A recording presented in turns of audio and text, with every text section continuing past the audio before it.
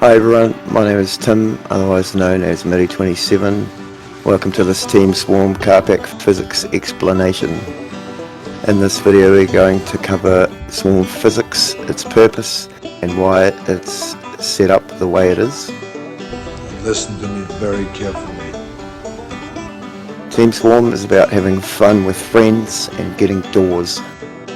So when the team decided to go ahead with a carpack, myself at the time having 7 years of experience making physics for Assetto Corsa, I had the idea of a doors type pack while using more of a realistic setup instead of using the same front and rear suspension on all cars and using a bunch of random suspension values.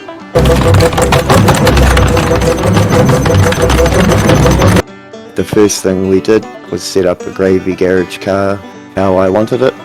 Steering, suspension, dampers. We then ran some placebo tests. The snozberries taste like snozberries. With different physics and tyres on the same base car, so the team could identify differences and decide what type of setup and feeling they wanted. I then spent time going through cars to find my favourite feeling front suspension and steering setups, and also to look visually similar to the IRL counterpart of each car chosen for the team pack. Each front setup has been adjusted with KPI and caster. It's found on the internet with real alignment sheets, along with steering rack distance for height and bump steer. Holy Jesus! What is that? What the fuck is that? Also fine-tuning the steer ratio and linear rod ratio to match the STR in-game to the steer ratio in the car I&I as per the guidelines from Kunos. All cars have steering lock around 66 to 67 degrees leading and 58 to 64 degrees following.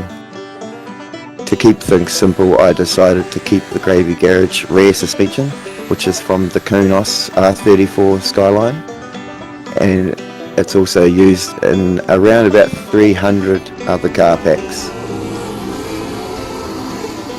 This is not a straight swap into every car. Depending on dimensions, weight, CG and a few other things, the rear suspension had to be adjusted to dial in the car's rotation between transitions using KPI and caster.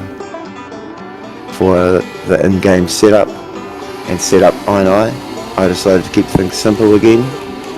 The cars are on a mild setup at spawn and there is a good range of adjustment for most of the in-game setup. We keep the lowering and the reducing of spring rates to a minimum so that when we are watching footage of drift trains there is no wheels clipping through the fender guards. Suspension setup is made using the car engineer app in game to get springs and dampers set, and the rod length is set using the telemetry app in game on the suspension travel page.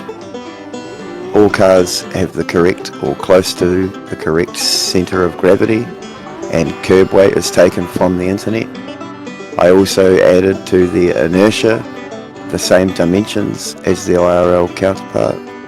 Hub mass and centre of gravity height is all estimated per car based on my previous experience racing dirt oval, engineering and being a mechanic.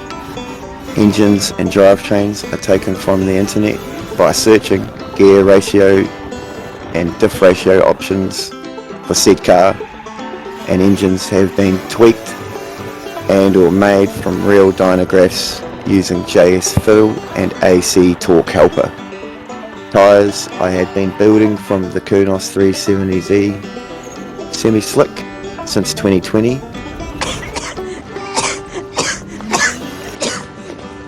So I was able to use this for the Swarm cars. Since some of the Swarm Team Drift IRL, it gave me some new perspectives to make changes since I have only done dirt oval racing here in New Zealand. We spent a lot more time testing and tweaking the tyres over 2023 And then after the V2 release, we used what we had learnt to make the new Swarm tyre to go with the V3 release. Thanks for watching. Please leave a comment. Let's have a discussion.